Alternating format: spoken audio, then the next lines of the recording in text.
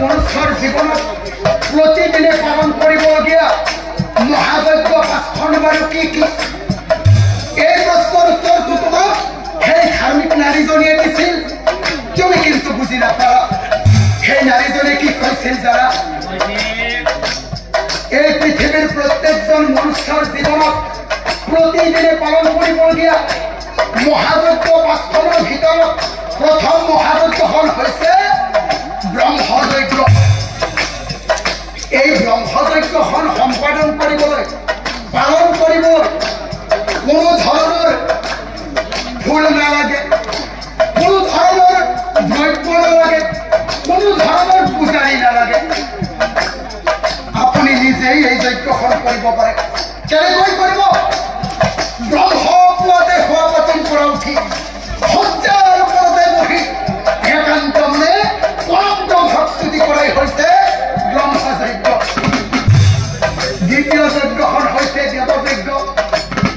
ৰাতিপুৱা শুই উঠি গা পা ধুই নিজৰ নিজৰ ইষ্ট দেৱতাজনক পূজা কৰাই হৈছে দেৱযজ্ঞ। তৃতীয়তে হৈছে পিতৃযজ্ঞ। নিজৰ নিজৰ পিতৃ মাতৃক শ্ৰদ্ধা ভক্তি কৰাই হৈছে পিতৃযজ্ঞ। চতুৰ্থতে নৃযজ্ঞ। এই যজ্ঞখন কি জানেনে বাৰু? আমাৰ প্ৰত্যেকৰে গৃহত দিনটোৰ যিকোনো সময়তে হয়তো কোনোবা অতিথি নহলে কোনোবা ভিক্ষাৰী আমাৰ ঘৰলৈ আহে। সেই ভিক্ষাৰীজনক কুব্যৱহাৰ নকৰি শুদ্ধ অন্তৰেৰে শুশ্ৰূষা কৰাই হৈছে নৃযজ্ঞ। আৰু একেবাৰে শেষৰ যজ্ঞ পঞ্চমখন যজ্ঞ হৈছে ভূতযজ্ঞ। ভূত মানে প্ৰাণী, দেৱতা নহয়। এই ভূতযজ্ঞ কিয় পালন কৰিব লাগে? আমাৰ পৃথিৱীত যিমানবোৰ প্ৰাণী আছে, জীৱ আছে, সকলোৰে আত্মাতে ভগৱান পৰমেশ্বৰ বিৰাজমান হৈ আছে। গতিকে সকলোবোৰ প্ৰাণীকে মৰম আদৰ শ্ৰদ্ধা ভক্তি কৰাই হৈছে ভূতযজ্ঞ। এই পঞ্চযজ্ঞৰ উপৰিও সেই নাৰীজনীয়ে তোমাক নাৰী জাতিৰ মূল মন্ত্ৰৰ কথাও কৈছিল। কি কৈছিল জানা? নাৰী জাতিৰ মূল মন্ত্ৰৰ ভিতৰত প্ৰথম মূল মন্ত্ৰ হৈছে নিজৰ স্বামীক শ্ৰদ্ধা ভক্তি কৰা। স্বামী জীয়াই থকালৈকে কোনো মহিলাই মঠ মন্দিৰ তীৰ্থস্থান জগন্নাথলৈ যাব নালাগে।